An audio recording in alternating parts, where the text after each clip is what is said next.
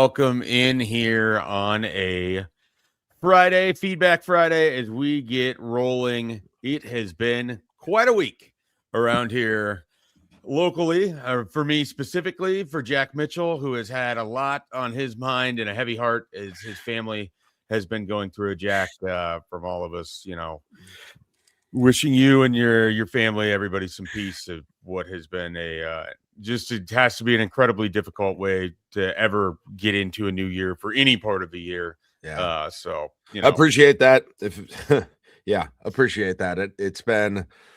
I'd be lying if I said it hasn't been anything other than horrendous, but so many people have reached out, and that's been really great. And not only reached out, but donated in some cases to people that don't even barely know me, let alone my wife's family. So that's been awesome. So I appreciate all the support from IID Club members and listeners and everything. So thank you so much for that. Yeah, absolutely. Well, awkwardly, I suppose, transitioning to what I hope is a fun next hour ahead. Let's do it. I need it. We dive into exactly. Give it a little Friday, get you through the rest of your Friday, get you into your weekend. Big Nebraska basketball game coming up on Saturday. Of course, college football playoffs on Monday and all of that good stuff. And we will start, as we have been talking all week, as we've sort of been among those kind of leading the discussion for the better part of the early week. We'll dive into some Mike Eckler talk. Jack, how do you feel about the word likely being used to describe Mike Eckler going to USC? Have we gotten any finality on this? You would peruse. You would know better than I would. I don't. I guess I haven't. Like, most of my information about it has come from listening either to your show or other of my friends' radio shows, and so every time I kind of pass over the reporting of what's happened because there's been so much discussion. I've assumed it's happening. So if it's still likely, that's a little bit of good news to me, because I've mentally moved on from it, and I would I would hope he stays, but I don't know. I know that this isn't something you want to spend a lot of time on, and that's fine. But I did just want just genuinely how you sort of would feel if Mike Eckler is just here for 1 year and does move on. Is that something that you think, based on, and I don't know if you saw the comments from Matt Rule or anything else, or how you've sort of digested this information, so I'll leave it fairly open-ended. I guess, how do you take this news if he is leaving after 1 year? Yeah, and by the way, the only reason I don't want to spend a lot of time on it necessarily is just because I don't have anything very interesting to say about the whole thing. Like, I mean, put very simply, as it was one of the most clearly, I think, correlative high success correlating with the change, with the addition of an assistant coach that you'll ever see, right? Just going from how much worse it was before him to how good it was after him. And so, like, there is no, sometimes when we talk about coaching, I can wonder, I'll wonder, like, okay, but is it really, is a linebackers coach really that big a deal? Right. And that may not, I mean, sure, there's linebackers coaches listening now, like, yeah, definitely it is, but, and it probably is, but very rarely to me is it so clear. And I think it's partially because it was he's a special teams coach, that he was the biggest catalyst. And certainly there, some personnel changes, I'm sure, helped, but like that was the most clear cut catalyst for dramatic improvement that I can remember in a long time with Nebraska football. And so, because of that, as someone who wishes for them to succeed, I would like him not to leave. I didn't know enough about, what his tendencies were or where he was, and we still probably don't, but I didn't expect him to leave, so it was a bad surprise. It's, especially with the timing that's happened with this whole thing. And in terms of it, like, being, worse in any way, like, I mean, I don't have any specific blame for him or frustration with him, because I still don't know for sure why he's doing it, right? it might be like you and Josh had talked about, that he wants some additional coaching duties that aren't available at Nebraska. I assume it's not about money, but I'm not sure. There's always could be family things. There I mean, could be, based on Matt Rule's own words, it's not about money. yeah. Well, Matt Rule said that. You're right. So, like, there's a million reasons, and I suppose that would affect how you look at it specifically. But the bottom line, the simple thing is, I wish he wasn't going. I hope there's some way he's still not going at this point, because that'll be, I think that'll be a significant loss for them. So I guess and again, those are not real like graduate level thoughts, but that's kind of what mine are on the whole thing. Yeah, well, let's move on from someone that we're not sure he's likely leaving to someone who we know is staying. Isaiah Hunter, it comes out last night, will be with Nebraska here into the 2026 season. There was reports. I don't think I imagined this. December was somewhat of a fog as I was not paying a whole lot of day-to-day attention to what was going on with Nebraska, as I just sort of was doing my own thing. But am I wrong? And there was like reports that Isaiah Hunter was leaving. See, he never went in the portal. And because he was never in the portal, I kept sort of being like, okay, well, they're getting this Gilmer guy from UCLA. Like, is there another shoe dropping here at wide receiver? And then it's announced that he's staying.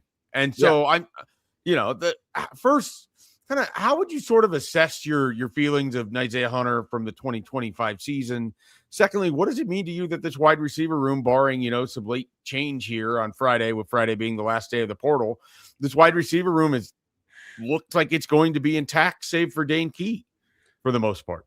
I mean, to start at the very beginning, in terms of having, if I feel confident someone is going or leaving, it's probably because you told me, or Josh told me. And I don't know if you guys ever had anything that you brought to me about him specifically, at least that I remember. I could be wrong. Like I said, it's kind of a blur. But in terms of like, I remember I sent out, we did this on a show, I think Josh and I did, and I might have even texted it to you guys too.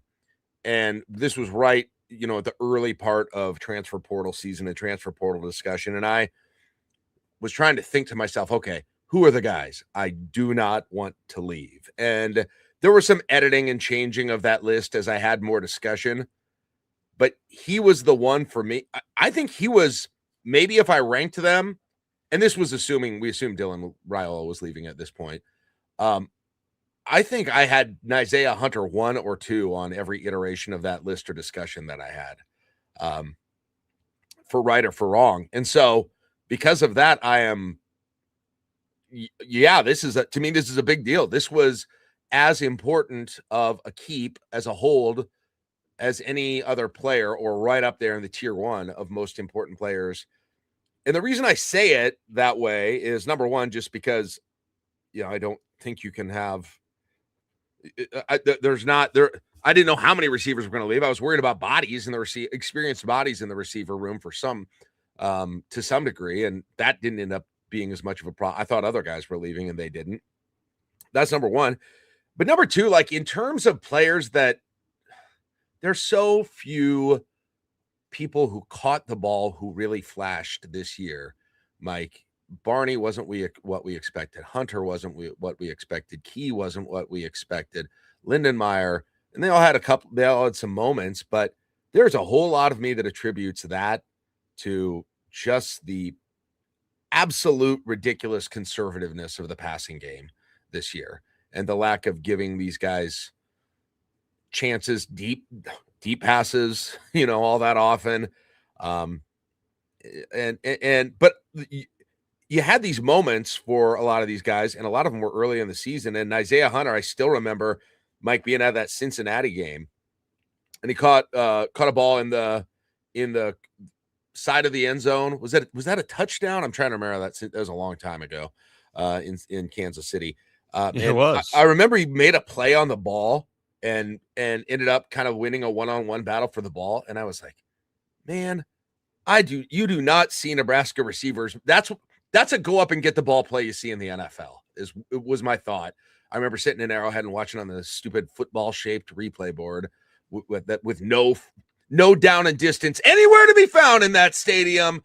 Even during NFL games, I went to an NFL game to check it, and they don't put. It's impossible to know unless you can see the stick on the field. It's nearly impossible to know down and distance. Sorry, complete aside there. And then he had another play later in the game that was on the near side. If you're sitting in the press box, that again he made a play on a ball. Could have been a touchdown, but I think he got tripped up on it, and it was another one of those just. And I was like, man, this guy. I think in the industry you call it ball skills. This guy's exciting for what he can do there. I don't know that he had, those. He had a few of those kind of plays going forward, but yeah, I saw the flashes that I wanted to see from him, and maybe I shouldn't have put him in that group with Barney and Key. Sort of in terms of if you set your expectations of them at the beginning of the year, Barney and Key were both definitely below them. I'm not even sure Hunter was, at least if you look at his stat line, and he still was playing in as the chat person in the chat just said the vanilla ass offense. Absolutely, he may not numbers wise. I'm not even sure he was a disappointment, because he ended up being up there. So, well, you would expect it to be a little bit better, but that would be true of the offense as a whole. And then it's hard to know exactly what it all looks like if you don't just go into a. But he was such the undercard to Dane Key. Yeah. Well, yeah, the expectation was Dane Key, you're getting an NFL caliber wide receiver. And I know plenty of people that still think that he's that. He never really did much for me. And I get he needs the ball thrown to him for him to do more, but they either, Raiola wasn't willing to chance it, or it didn't feel like he was open enough to do it, or the offense didn't flow that way. Whatever it was, I left this year fairly underwhelmed by Dane Key, and that might just be a Nebraska thing.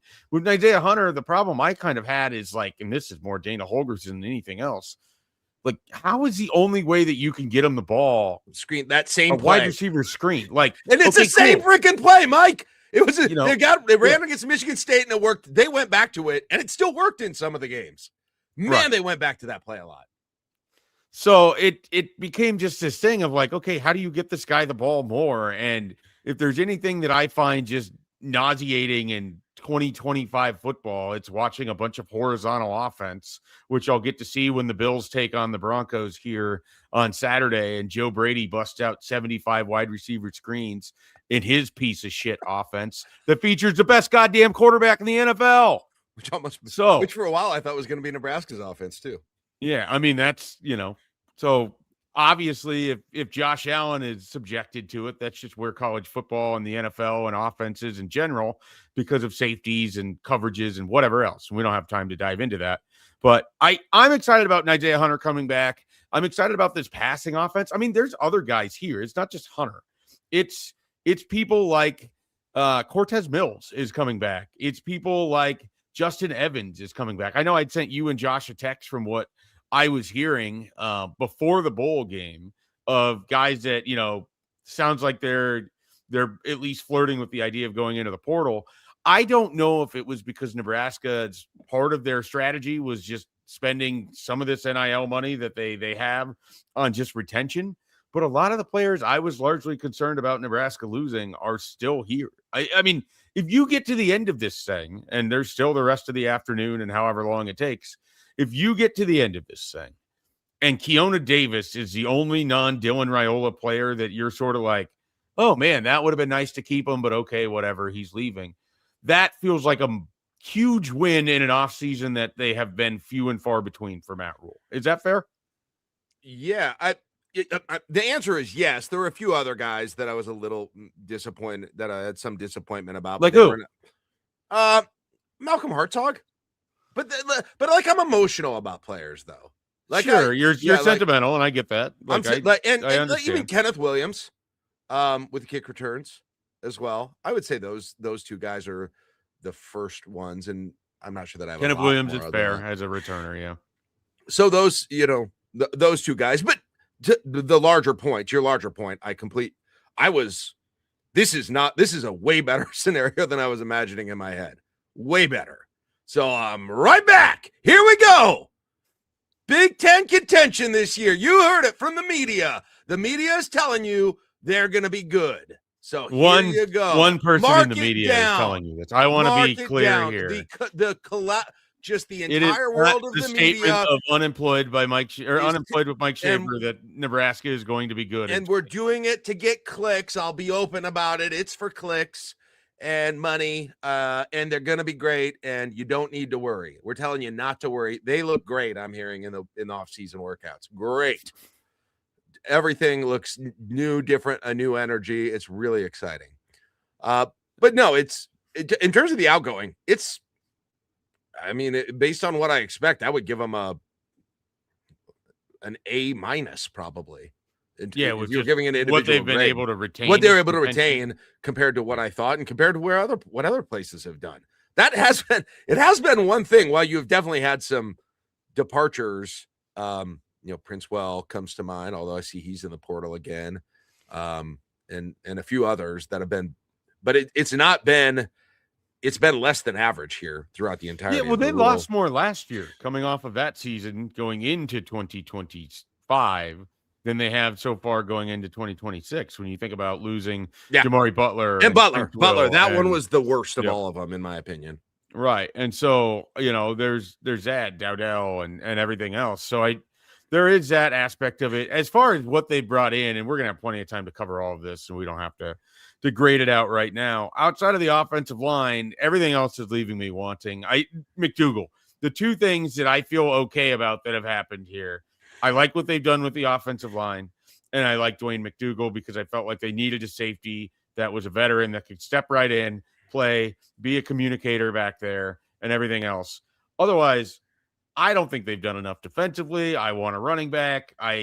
Quarterback, I'm at least okay with the idea of Anthony Calandria, but I'm not going to sit here and tell you that, when I was drawing up the big plan, the big secret master plan for Nebraska football, it involved Anthony Calandria. I'm not going to lie to you like that. So, the thing of it is they've done a nice job with the offensive line. They deserve credit for that.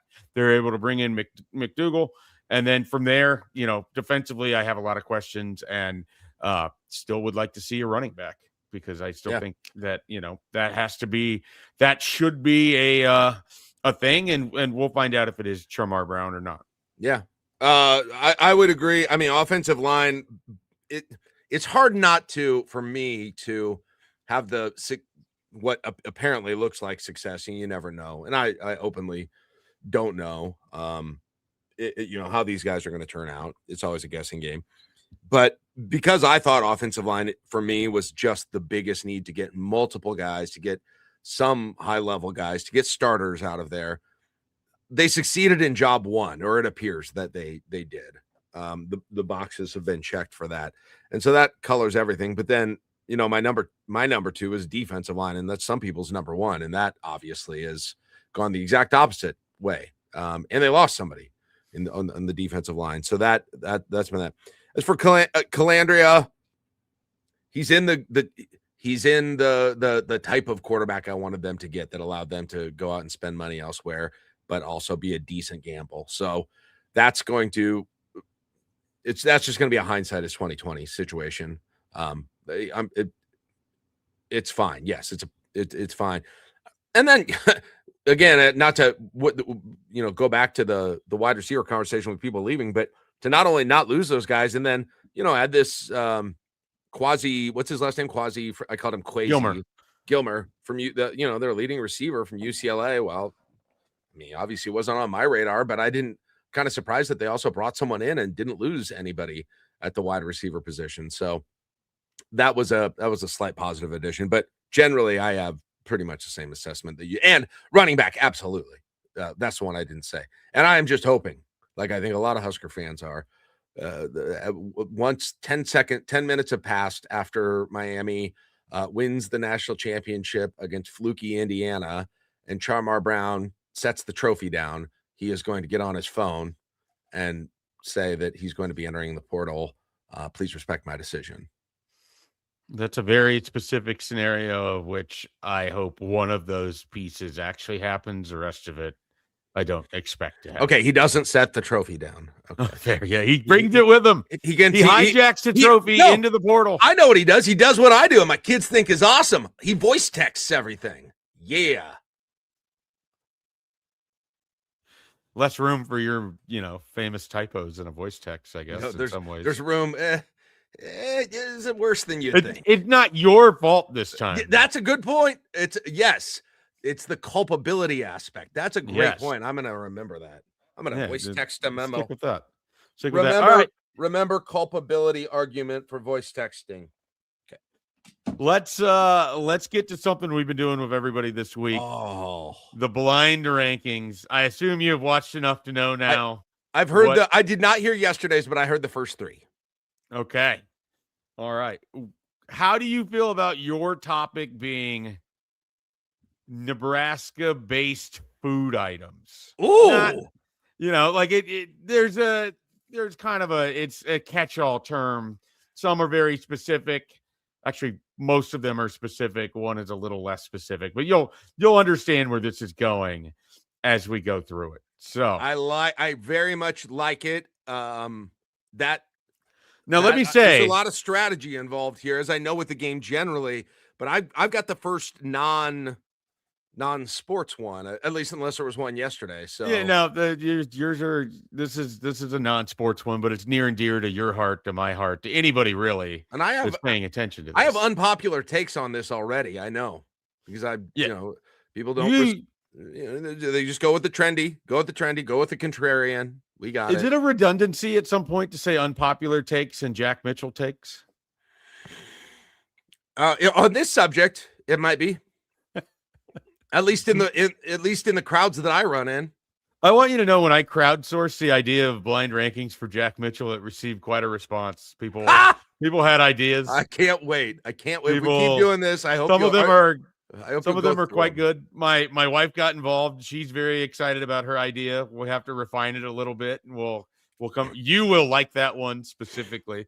It will allow you to dork out in the ways that you love to. All right. I'm excited about this. This is definitely a thing that's going to be happening on Friday. So you've got content for weeks on. Yeah, I'm still deciding if this is going to be a thing I do every day or not. The response seems to have been good though. And if I ever have Brian Christopherson on, it might just be a full show of them just because of how mad he was about how that went. But yeah, but even if you were ranking if you only went, which I know is he thought, there's an argument Dave Hoppin, if you were going to rank every single player that Dave Hoppin was still low at 4. Yeah, I understand. I thought I was doing him a favor by helping him out by putting him as the first guy. Right. Right. Yeah. Not everybody got so lucky, but Here we go. All right. Are you ready? Yes. Nebraska related foods or foods invented in Nebraska or foods tied to Nebraska, however you want to call it. All right. Here we go. A Fairberry brand hot dog. Oh, man. 1 through 5, where are you going to put the classic red dog that you can get at the game, the Husker dog, the thing that I devour the most of when I go to basketball games? And I grew up eating red hot dogs. It's not weird to me. I don't understand those who are like put off by it. It's just a hot dog. But before I rank it, because you said that, it triggered a thought in my mind. I have 2 experiences with that are really funny. I early in I don't even know if we were married, my wife and I, or what, but we had her family from Iowa in town, and we did a grill out, and I did Fairberry brand hot dogs, red hot dogs on the grill, and I brought them in, and the reaction was sheer horror at what I had just brought in. Comments about blood and underdone, which I don't even know how that would be a thing with hot dogs because they're cooked already. And like there was so much. And so I realized at that point, I was like, oh yeah, this probably isn't as normal, to non-Nebraskans as I just assume that it is for myself. I probably take that for granted. The other end of that, my daughter, who's now 15, is a notoriously picky eater still. She has a very small group of foods she will eat. But with hot dogs, she thinks non-red hot dogs are gross. Are the weird ones. Yeah. She claims she doesn't like how they taste. So on one hand, I'm proud of her for having that. On the other hand, it's a real pain in the ass when we don't have Fairberry brand hot dogs because she will not eat Would she do a Wimmers? Would she go with the other red ones? She might, because I might be able to sneak that by her. That might be my only chance, but she'll do the eye test first. And if it's not, beet red when she looks at it, she is uninterested and a bit disgusted. We have an accusation that you're filibustering here because you don't know where you want to put it. No, I like telling stories. No, I think I know where. I think I'm going to go, or I think I will go a solid. I'll go with 3. 3. All right. Fairbury brand hot dog goes at 3. The traditional runza, not the Italian runza, not the breakfast runza that I believe you have been craving for your entire life.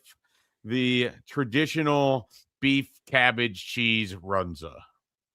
I mean, it's got to be 1. I can't imagine. I can't imagine you saying something else and me being disappointed that I did not have it above the traditional runza, even if this is based on my personal opinion.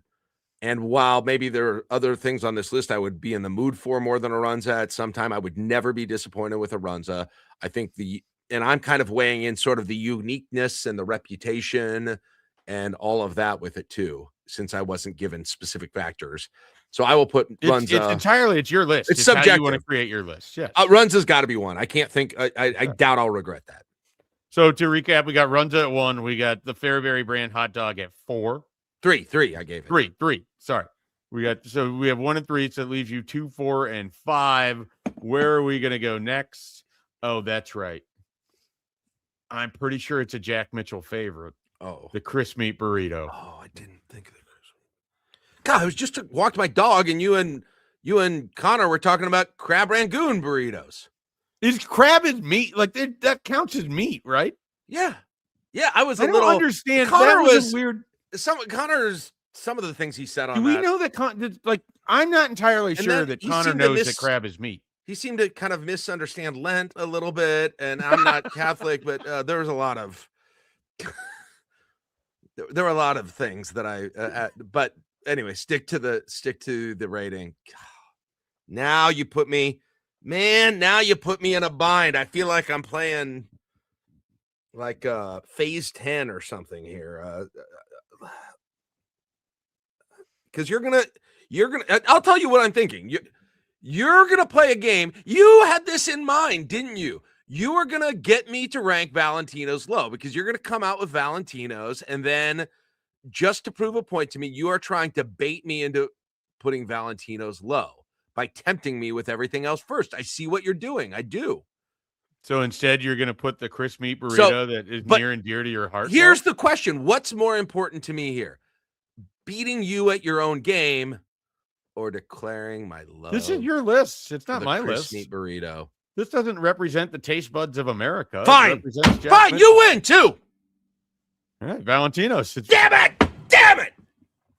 But I was told this very specifically needs to be the slice of Valentino's that comes in the cardboard at the stadium or the arena. Okay, so I would downgrade that. I know some people upgrade that. Yeah. A lot of people upgrade it. I was told it needed to be presented as that Valentino's. That makes me feel a little better. It makes me wish I had put. This is tough. As a proponent of all of these foods, being known as kind of a public advocate, even against great pushback and great persecution for all of these foods, this is very difficult for me. It's like my own children. So, I mean, obviously, I'm not going to put them last because that would be just what you want. So I will put them at 4. I would applaud you for finally coming to your sensibilities and acknowledging it's subpar pizza, but whatever. Oh man, that was the best version of it is the one that you want to downgrade. That's amazing to me. I thought you agreed with me on that. You think that's when it's good? Okay, wow. No, I mean that's if I didn't say good. That's your word. The better version. Yeah. No.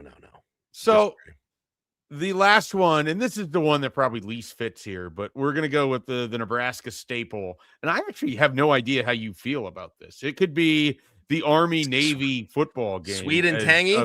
Of Nebraska foods, and it's the chili and the cinnamon roll. Oh, the chili and the cinnamon roll. Oh, I would have, if you had given me that one, I would have put it 5 first. Yeah, so it's 5. It's a 5. It would have been a 5 for me. Okay, this is one client I do not have on in my portfolio as a Nebraska food lobbyist. I I had this in school lunches for sure, but like that was not a thing in my family necessarily. I didn't really grow up with Wasn't in that at mine either. home. Um, and like when we make chili at home, it's always cornbread. So we don't even do, and I've never I've never quite understood it, to be honest. I like them both individually, and I certainly like having them together. It's fine, but that is definitely not a must for me. I mean, I rarely have chili and cinnamon rolls together unless it's served to me, and then it's fine. But yeah, I'm an absolute 5 on that. All right. So let's review your list here. At 1, we have runza, the traditional runza.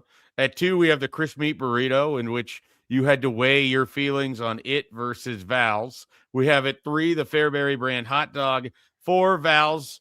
And 5, chili Man, and cinnamon if rolls. I had stuck Fairberry at 4 at the beginning, I don't know if anybody's felt this way afterwards yet. I feel like that's how I would have ranked them. I would have been able to do how I would have ranked them before this if you just gave them to me. Yeah, So that's the problem with the that's, blind rankings. You never know. You never know what's coming next. I I mean, could have I was thrown closer. Dorothy Lynch at you at some point. I didn't have like Jamel White I don't know what the Jamel White of Nebraska food is, but I wouldn't have had that at whatever he ended up at too. Now that sounds like a great topic for us to dive into. Assigning foods to various football players. You know, that seems like something we might be doing on a future show. When you said Jamel White, I was like, oh wow, that's a name I haven't thought of for a while. God, I love talking about old Nebrasketball players. Well, I love great. it. Man, Great. I could just list off. I'd do a 24-hour marathon of just talking about old basketball players. I love love it. to hear it. You know why I love to hear it? Because we are now in the feedback portion of this Friday, and we have some questions directed at us and comments and everything else. And of course, this is a great time to throw it out there. If you're watching here on YouTube as we're live and you want to get in, throw some feedback, some questions, whatever. We've got some time here at the end of the show. We'll check on the Discord as well. All right, here it is. From Brandon, he emailed the show, as you can see down there at the bottom, unemployedi80@gmail.com. From Brandon, loving this branch of the I-80 Club. Keep up the good work. Thoughts on basketball? Fast forwarding to the tournament and wondering if this team will feel the weight of the history they are trying to break. Will they get tight in that first round matchup? Or do you think this team has grown above that this year? We'll start with that. There's more to this email, but we'll start with that one. I have been famously afraid to give your heart away. To let myself praise, just have a positive outlook that doesn't still account for the disaster. Because you're afraid that this will end with you sitting in a dark room listening to Karma Police. Yes, like all of the heartbreaks in my life on Winamp, by the way. I mean, like my true thought is, and because I'm so afraid of jinxing things, and I don't even believe in jinxes, but my thought is this team is built in a way that's kind of somewhat impervious to that. I hope, as in, feeling pressure there's nothing about this season so far, Mike, that is indicated. And I know we're talking about a different kind of a historic pressure, but there is nothing about this team that indicates that they get into a situation and they start to clench whatsoever. In fact, they've on the road, getting behind, coming back, whatever it might be against teams that, where it looks like, hey, that Oregon game, I was worried, hey, they might not be, after coming off the run that they did, might be hard to get up for. Fred has built this team in a way that doesn't really require emotion or that's the amazing thing about this team. I think there's so many other teams where emotion is such a key part of the fuel. And I feel like this team is built and schemed to just cut that out, right? It's like the electric car. You're not using any kind of petroleum product anymore. And other people are still, and sometimes it works great in certain conditions and other times it doesn't. And so, like, they're not thinking about, I just feel like they do it about thinking. They believe if they do what they're trained to do and what their assignment is in these games, that That they can do that without being fired up with emotion. And if they can do that, none of those thoughts even enter their mind. So, I mean, I definitely hope that's true, but it looks like that to some degree. And I always say this, and I said this with other teams. I said it 2 years ago too, Mike. I'm going my level of trepidation about everything is based on this happening many times since 1986, 40 years.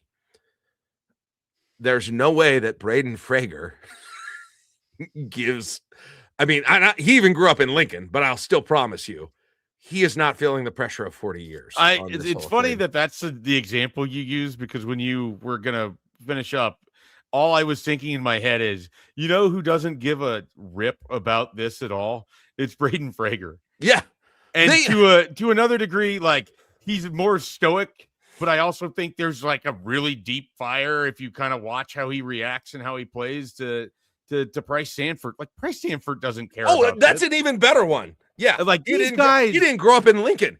Like, right. And they don't, like, they understand the history that's behind there, but they weren't on that team from a couple years ago. Right. They don't carry that baggage. They're here. Nebraska's rolling. And I don't think that we have to, because it has happened in the past, I don't think we have to carry it in the future. And I certainly don't think that baggage belongs to the 2025-26 Nebraska basketball that's ours. Team. And when they're dropping Indiana after going down by 16 points, when they're on the road against Ohio State and playing at a C to a C+ level, and they're finding ways to win, that's real pressure. That's tangible, in your face. You have to go out. Wilkerson is just dropping bombs on you, and you're going to still go win pressure. I don't think it's even in the back of their mind when that ball tips off and they're playing in Oklahoma City and Bricktown is on fire because it's all Nebraska fans that have taken over the state of Oklahoma, where it's a rivalry built on respect, and they're going to burn down the city after the first win. God, it's so great. Oh, I can't believe you weren't there. It was amazing. Man, it was good. Yeah, no, I agree with everything you said there. There's in the first half of that Indiana game when they went on that run, and and Timu Larry Bird got mad at Cale Jacobson and because he tried to take his ball from him and he couldn't.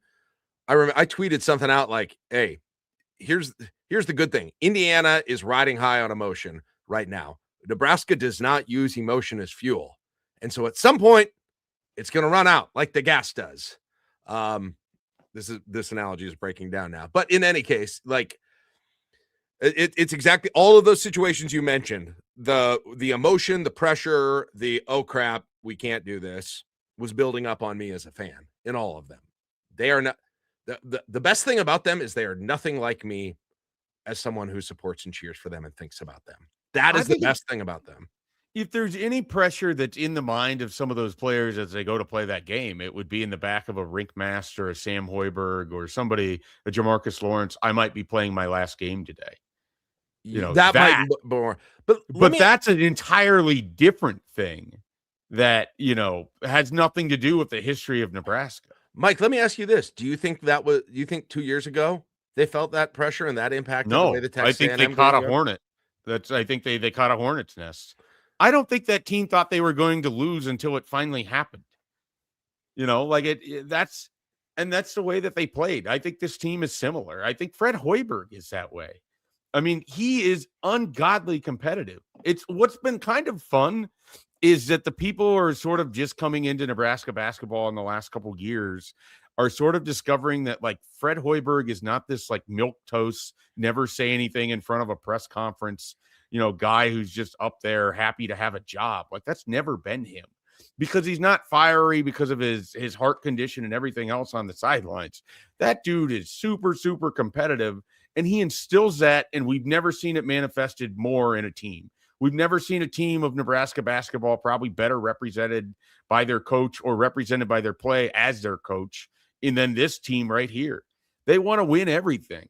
And they want you to know also at times, like, you saw what Sanford was like after he was unconscious in that game on Tuesday night. He hits the three, he turns around, he's got the hands up to the crowd. Like, they're feeling it right now. Yeah, they're so also confident. Yes, unbelievably confident. They're throwing it into the ocean. it's hilarious. It is the exact opposite of the fan base as personified. And so I'm begging people, like, do that. Be that. Let them represent you, and you represent them. Jack, live a little. I was on a 13 in the confidence meter in November. You were at like a 6.5. I'm scared of that, Jack. Live. I'm scared that Jack is going to be in jail before the season ends.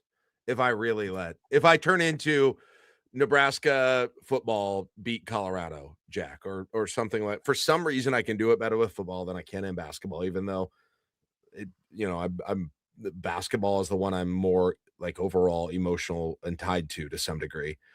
So and the other thing I wanted to add, Mike, is just the other thing is, like, if you're rank masked, if you're Price Sanford right now, what are you thinking about the NCAA tournament? You're like, we have got to get to that second weekend at least. If they're thinking about it, they're certainly not thinking about the first game. The pressure is not about, the only reason there would be pressure about winning the first game is because that is a step to a goal. Mm-hmm. There's no way, if you are those guys and you don't have the context of Nebraska's history, if you threw all that out the window and you haven't grown up with it, or you don't, I'm sure they hear it obviously to some degree, but if that's not front of mind, any reasonable person who had a team that's 17-0 and one of the best strength of resumes in the country, if not the best, is thinking, well, yeah, I mean, if we've gone this far, it's time to play in the final. It's time to play in the Final Four. I can't even say those words. Like, I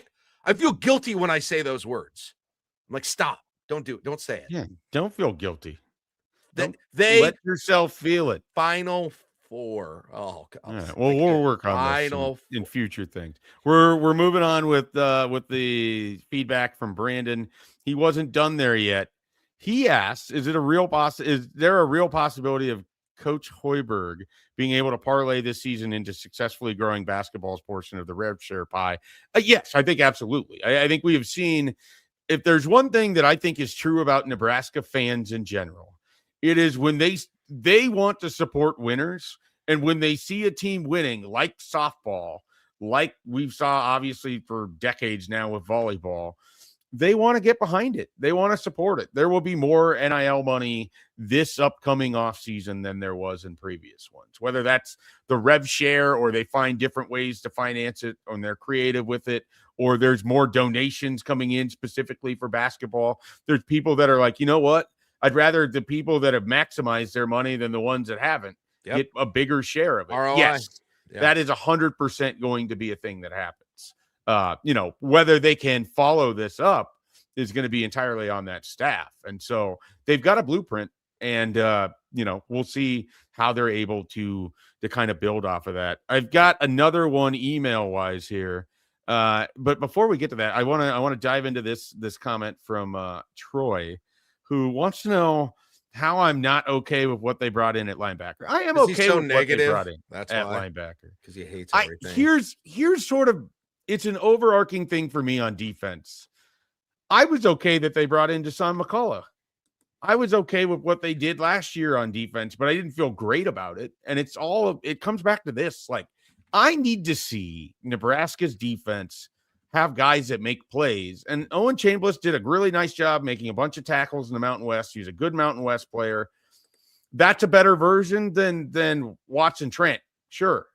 But it's still the Big Ten. Like, I need these guys to perform at that level, and I would have loved to have gotten a little bit more than an Oregon State linebacker or a San Diego State linebacker. And maybe they're going to be great, and this is just a really stupid take that we can revisit in 9 months, whatever it is.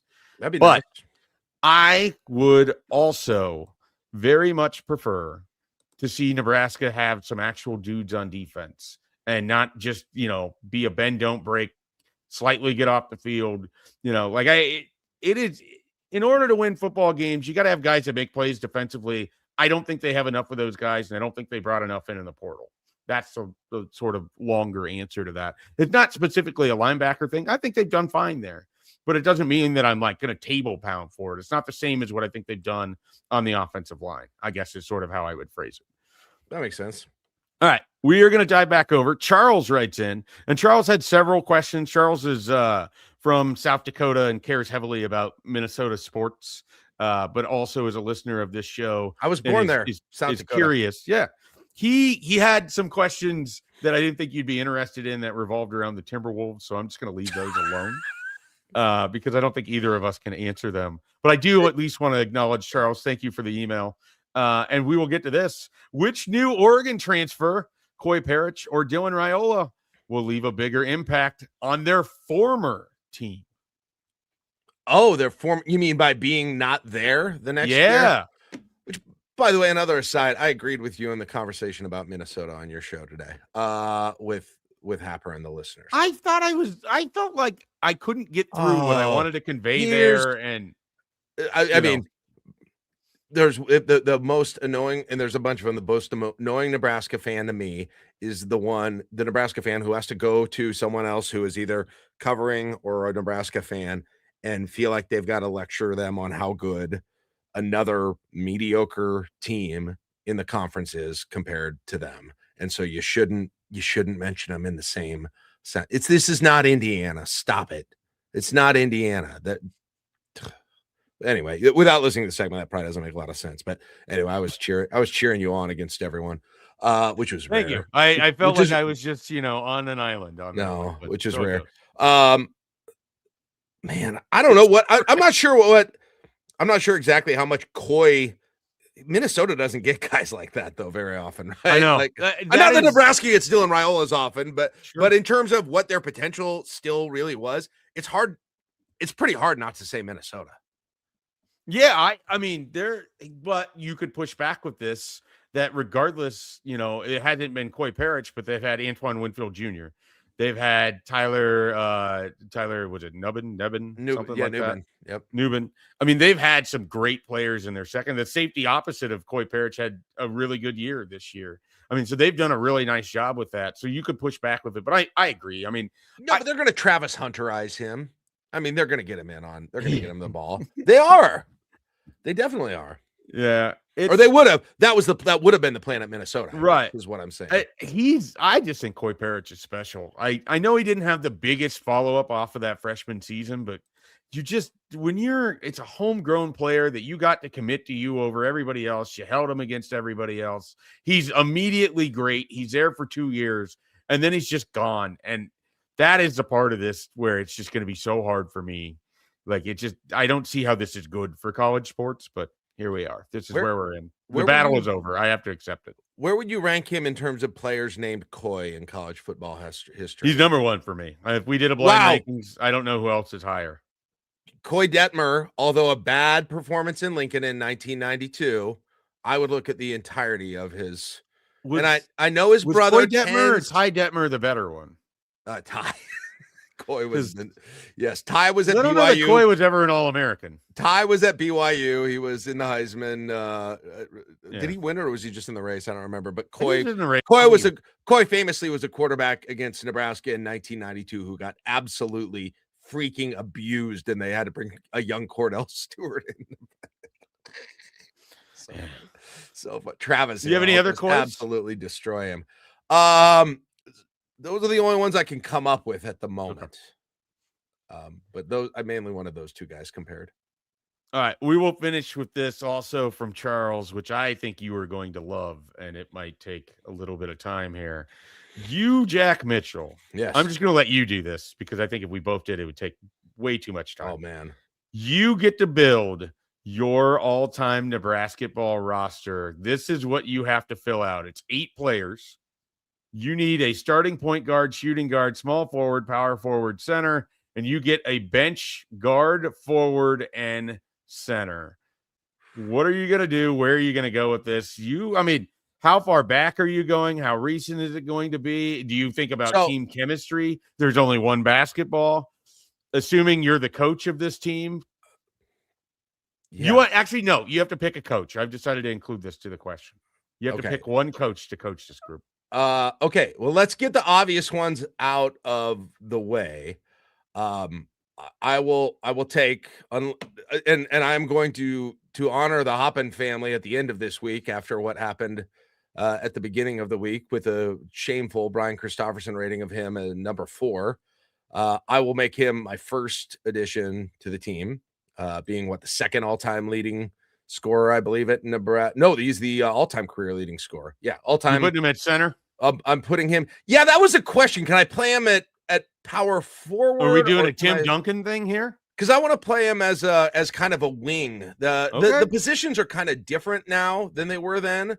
Yeah, that's why I wondered if you were going center, because if you're trying to stretch things out here, but I'll let you build your team. We'll put him at power forward. Yeah, okay. So he's there. Piatkowski is absolutely there. So I want to get those two off. Like those are the obvious ones for me. It gets a little harder after that. So Piatkowski would be. We can put Piatkowski at like the 3, maybe. Okay. My point guard's going to be Eric Strickland. Okay, so Strick over Lou. Do you want to explain that one?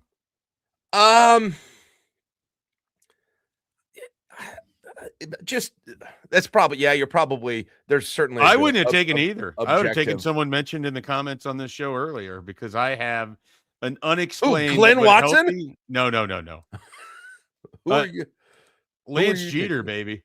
Lance Jeter. Those guys are they're all in the conversation. I think Lance Jeter going coast to coast and getting called for an unfounded charge was the highlight of basketball under Doc Sadler, as far as I'm concerned. I mean, that team that he almost willed to the NCAA tournament. You look at Strickland, and his numbers are very comparable to Lou's. In fact, he had more points than he did career. That's not a great metric to do it by. He had more. Let's see. He had like a handful, 15 fewer assists than he did in his career. But Eric Strickland was, he was doing the Sam Hoiberg thing, stealing the ball before Cookie Belcher was doing it, before Sam Hoiberg was doing it.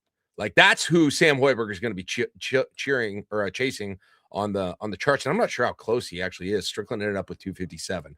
So I'm picking him for that.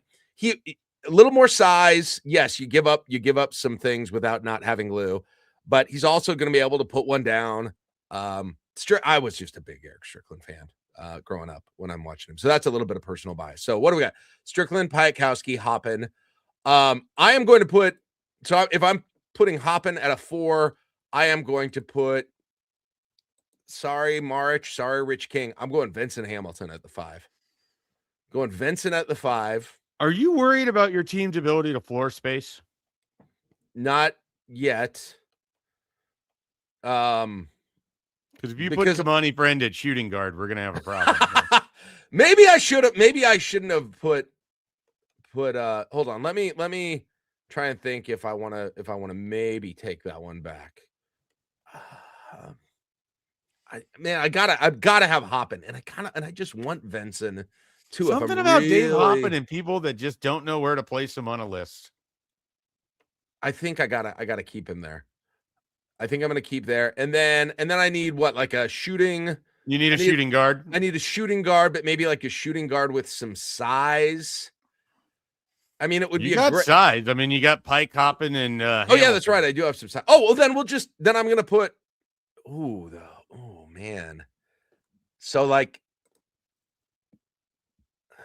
do I need, I don't know if there's going to be I'm going to put something from the new era.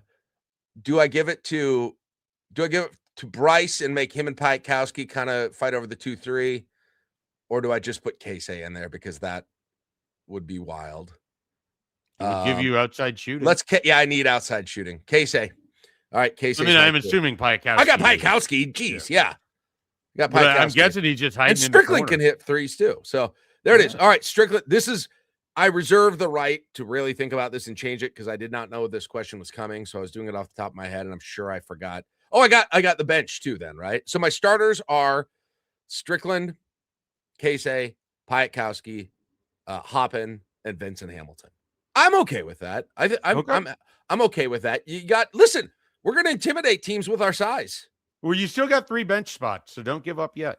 Okay, bench spots. I'll put Ty Lue on the bench. Okay, we got Lou. We'll put Ty Lue on the bench.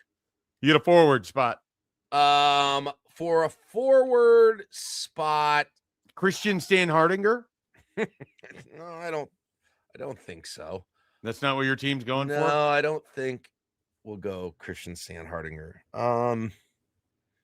Could I put? Well, you know what? I could put Bryce on as a forward, right? You sure could. All right, get Bryce on the bench. Okay. And then a backup center. Yep. Rich, it's got to be March or Rich King. I think there's a very obvious one you're missing. Oh, who am I missing?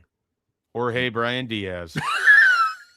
That dude looked like he just woke up from a nap before. No, in all seriousness, I think you can easily make a case from a leadership perspective, floor spacing perspective, played great defense. I mean, Rink Mass. That's a good one. And I need a little shooting from inside. At Nebraska are phenomenal. If I'm thinking about my team chemistry and like the size and matchups, Rink would be a great one to have out there. Okay, you sold me. I like that. I want to put Rink Mast on there. Rink Mast. Right. And my coach, sorry, Fred, you got to prove it. Dan Eny. We're going to make this a fun team. Well, what we lose in scheme, we get back in personality. So, and fire, and getting kicked out of games, and using some extremely colorful language at kids' basketball camps. Look at that team. I'm going to get rid. I mean, when somebody screenshots that and puts it online, I am just going to get absolutely torn apart. But they don't know the context. You're going to come after me for not spelling Piakowski because also not using the damn space bar. Jeez. Well, no, it was the way it got copy just pasted put in slashes or something. Like That's that. impossible to read. Look, I understand. That's really bad. Do I get an assistant? Nate Lesnar. Okay, I'm not going to throw that on there, but yes, you can have him. Okay, Nate Lesnar. How many were you considering? My defensive coordinator. Was David Anwar on the short list of assistant coaches? Craig Smith was considered briefly as an assistant. What about the coach that came to Nebraska for like a week before going to Florida? Was he on the list? Yeah, the guy was he from New York or Chicago? Yeah. No, if I think of it, what about Spinelli? You could look. If you want to put Scott Spinelli on there, you can. I'm sticking with. I'm going to name a defensive coordinator for my team. He's actually going to have that title. We're going to have offensive and defensive. Sean Burno, is that the name? Yes, Burno. Yeah. What were your top 25 moments of the Rashawn Burno era? No, I was thinking of the guy who came with Miles when he got there, and then he left before. Chin Coleman. Yes, that's what I was trying to think of. Yes, there's a good one. Yeah. Okay, I will take this. Man, this would be fun to do with like 3 people though, and then match the teams. You draft it out. Yeah. Then we've got time. I appreciated the creativity from someone that I know doesn't follow Nebraska basketball that closely. So I wanted to reward him, and I thought that you would enjoy the question. I did, and it's harder said than done if you're not thinking about it in advance because you completely forget. Like, and I partly created. I wish I could have done this just with my favorite players, which I had a lot of on this, but like if I wasn't worried about someone looking at it and being like, "You idiot." Do you have an all-time favorite Nebraska basketball player? An all-time favorite? Yeah. It's moved around during the eras. I probably have a team. That would be a team would be easier for me to do with that, right? Like when I got here, Richard Van Poelgeest, the original Dutch player on the team, was my favorite because he was Dutch. So am I. So is Rank. People don't know that. No, that would be a fun one. I'll tell you who would be on it. Isaiah Roby, Siobhan Shields. See, that would be heavy on the Miles era. I liked some of the individual Miles. Well, your coach would be Tim. I'm surprised your coach wasn't Tim Miles. Miles would. Yeah, I know. I hope he doesn't watch this. Hey, Tim. I'm going to send it to him. I'm going to text him. He might be like, hey, there's a non-zero. You thought this guy was a fan of yours? Not anymore. Yeah, that I probably would have had Strickland on an all-time favorite players team too. I think I probably would have had him in there. Yeah. It's tough because you watch it long enough, you have different players from like different eras that you want to represent in there. Like he wouldn't come up as someone that I would draft, but a young Mike Schaefer loved him some Jason DeRusso. Oh yeah. So Jason DeRusso, many arguments with another friend of mine who may or may not be listening about Jason DeRusso versus Corey Sims. Who is better? These are the things you argued in Columbus in the early 2000s. If I got a long enough bench, I guarantee you I'd put Cookie Miller on the bench. No. Just because you don't want Doug Gottlieb calling your games? No, I liked Cookie.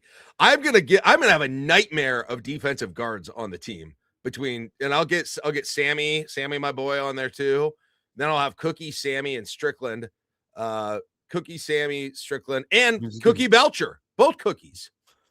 What are your top? Who are the best cookies in all time in college basketball? How come we don't have a cookie to cookie podcast with those two guys talking Nebraska basketball and reviewing cookies? Yeah. Cookies and milk. Do we have a player whose last name is Cookie, Milk? Nebraska? Wow, Belcher, and that is $1 million idea. That is the cookie to cookie podcast. Yeah, and Jeter's up there too. I love Jeter. Yeah, that's the fun. He would be my point guard on my all-time favorite. Here's one of the other funny unicorn things about Nebraska basketball fans. They hate the outcome. The outcomes of all of these seasons have poisoned their souls and turned it into a black, rotting, burned out carcass of a soul. Yet they love all of the individual players. Most of them. Because right? There might guys. Be exceptions. Like they feel like everyone, like, and there's a closer, like, personal connection. And I don't know if because people went to, like, my son always talks about Andre Almeida because I don't understand that. I don't know why. He always talks about Andre Almeida. He stood by him. I have a picture of him at a basketball camp, and Andre Almeida was very big. He talks about Andre Almeida all the time. There's in every generation, you and I talked about this before. Every generation has that group when they were about 10 years old, I think, is about when it hits. And 10 to mine was a little later. Maybe 10 to 16. 10 to 16. It can be anywhere in that range. That you have an era that everyone, and we could put the age endpoints where they need to be, that everyone feels particularly passionate about that age of players, that era. I just think there's been a fair amount of players where you're like, man, I really wish that it ended better for Ade Doganduro. Yes, because it's just those guys. Like I love that team. The Steve Harley, Ade Doganduro, Paul Valander shooting off the bench. We treat them like they made this indelible contribution to the program and fought their tails off, and you brought home trophies because of their and the outcome wasn't there, but yet they're still, like, just having gone through it. This fan base appreciates them for putting in the time of actually having gone through it. I think I care more, and this sounds really bad. It's not that I don't care about the football alumni, but I geek out more when the Nebraska alumni, like, they're out on the floor, like all the different guys, and just having those different moments and things that you associate with them. You bring out all these different teams and everything, or you see people around Lincoln that are former players and everything else. And, the next time I see Jack Gangwish, I can't wait to see if there's any more wild stories from, seemingly every other moment of his life or whatever else. Garrett Nelson, just people like that. But if I saw Steve Harley come by, oh my gosh, it'd be like, it's a different level. Do you ever wish that your foot was just a half inch smaller so you hadn't stepped out of bounds, so Texas A&M couldn't have hit that half court shot that beat Nebraska and possibly cost them a chance at the tournament in 2008? And he would look at me like, what drug did you take before this? But then he would answer the question and he would say yes.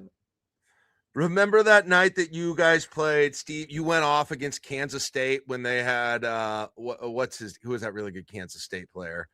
Beasley. They had Beasley in Nebraska. They ran Harley like backdoor all night and just absolutely punished them. And that was a great night.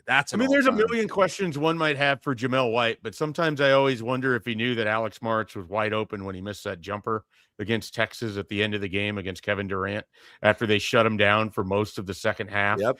And a young Mike Schaefer is standing in like the second row of the red zone thinking, I'm about to watch Kevin Durant, future superstar, lose to Nebraska because he got shut down by, I believe it was Marcus Perry the entire second half. And Jamel White at the elbow goes up and he could just flip it to Alex March, who it's never a guarantee that he's going to make a layup right next to the basket. But I would say there's a 75% chance he could have dunked it to end that game. Yeah, those early Sadler years, man. Wow. There were some moments in there too. Here's my, and I brought you this up to you. Here's a thought experiment that maybe we'll do something with down the line, Mike. This is when I imagine, this goes exactly to what we were talking about. When I imagine Nebraska winning that first NCAA game, if I had my way, there would be down in front a section, and I know we don't have all the room in the world, but there be a section of 25 former Huskers of all eras, at least all the eras that I was familiar with, all sitting together and like finally letting them live that moment. Like, I want that for them. Is that stupid? Do they even want it? I don't know. A lot of them probably not. But I want that for them. And like Tom Wald is retweeting me lately, and it is just it's exactly what you just said. No, like I'd see Tom Wald on the street. Anybody else wouldn't. He looks like an accountant probably, but like he's retweeting me, and it's amazing. And I want to see like I want to see the interaction between the generation. You know what I freaking love? I love how Bryce and Trey McGowan's talk about some guys I like. Bryce McGowan's is the best alum of a program that he had no success at as a team. Every time they have some kind of a reunion with the old timers, every time there's a game he can get away to, he's there. He is there. He acts like he was a 6-year. He treats his program like he was a 6-year starter. It's his. And like he claims this place. He claims awesome. It for the year that he was here. Like, I love that. Yeah. If he was playing Monday Night Football and he was saying they were doing the introductions, he would do something like say, "Go Big Red," and like saying like his elementary school or something. He would be all that dude is all Nebraska fan. He's in my group. He gets to go. I'll tell you, I'll put it. He gets in the 25 right now. Okay. If I had to do that, they both get to go. So I'm going to be honest. I wouldn't include anyone that like it comes before when I was born. I apologize, but you don't get to be. I'm kind of like that too. I just don't know. I don't have the same. Yeah. There's a cutoff. I wouldn't either. Make it. Mine would be when I started going to games in 86. So it'd be 86 and up. Yeah, I think that's fair. All right, everybody, thank you for sticking around a little extra time here, as we've done on Friday 2 weeks in a row. Seems like that might be a trend for us on Feedback Friday. It is a trend that we have done 10 straight shows and show no sign of stopping. I've already got my Nebrasketball Tuesday guest in the hopper. You might know him. Chris Bassnett is going to join on Tuesday, and we're going to talk, and he's probably going to swear. I'm probably going to swear. So you might not want to listen to it around young children. I'm just going to say that now. And I am very excited to talk to Baz, especially someone who's covered a lot of Nebraska basketball. He no longer does it as a profession, but I know he very much watches this team and is very, very interested in what's going on. And so excited to dive more into Nebraska basketball on Tuesday. Of course, plenty of football. The portal will be closed. Maybe Mike Eckler is gone. Maybe he's not. Maybe he's in his own weird version of the portal. Maybe we'll stop talking about him and move on to something else. We'll find out on Monday. We'll see what else happens with Nebraska. Of course, the national championship is on Monday. Jack says Miami's going to win. Sharmar Brown's going to bring a trophy back to Nebraska when he transfers here. And bring that trophy back to Lincoln. We will see if that happens. That would be ironic. so much going on, and we appreciate it. If you've been locked in for all 10 episodes, thank you so much. If you've been locked in for 10 minutes, thank you so much. Like, subscribe, leave feedback, whatever it is. Thanks for joining us here on Unemployed with Mike Schaefer as part of the I-80 Club.